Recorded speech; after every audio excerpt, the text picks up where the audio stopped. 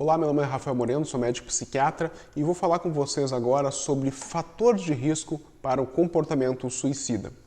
Então, uma coisa importante, tá, é que não existe fator de risco único para um comportamento suicida. Em geral, o indivíduo com comportamento suicida tem múltiplos fatores de risco para o comportamento suicida.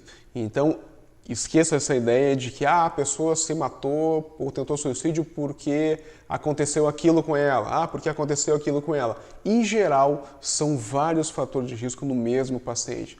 Em geral, quando a gente avalia lá os nossos pacientes, nosso dia a dia de trabalho, a gente vê que eles têm lá 3, 4, 5 fatores de risco para tentativa de suicídio e a gente não pode minimizar tudo e reduzir a só uma causa para os comportamentos suicidas. Em geral, é isso que a mídia frequentemente oferece para a população.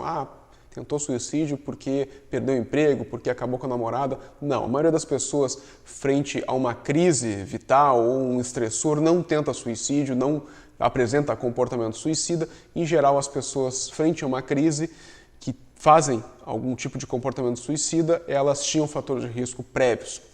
Então, no livro do Dr. Bottega, no Crise Suicida, ele fala muito bem sobre essa questão dos fatores distais e dos fatores proximais. O que são os fatores distais?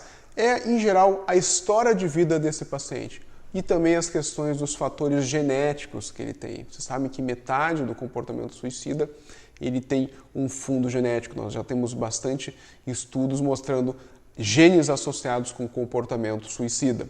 Então, se a gente for pegar a história de vida dessa pessoa junto com os fatores genéticos, a gente vai ter lá os fatores distais que, digamos que é a pólvora para aquela pessoa apresentar ou não um comportamento suicida. Então a gente vai ver vários fatores de risco, eu vou falar nos próximos vídeos sobre cada fator de risco aqui que está citado, mas é sexo, raça, história familiar, questões de funcionamento do metabolismo da serotonina cerebral, traumas, questões genéticas, como eu falei, vivências de vida, questão do temperamento, personalidade, idade, a questão de fatores cognitivos como desesperança, pessimismo, doenças, transtornos psiquiátricos, uso de álcool e outras substâncias, são todos fatores de risco para algum comportamento suicida.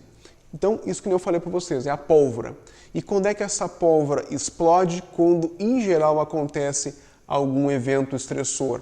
Em geral, a gente vê frequentemente nossos atendimentos de crise suicida, em geral são situações onde a pessoa tem algum desprendimento social, algum rompimento de laço.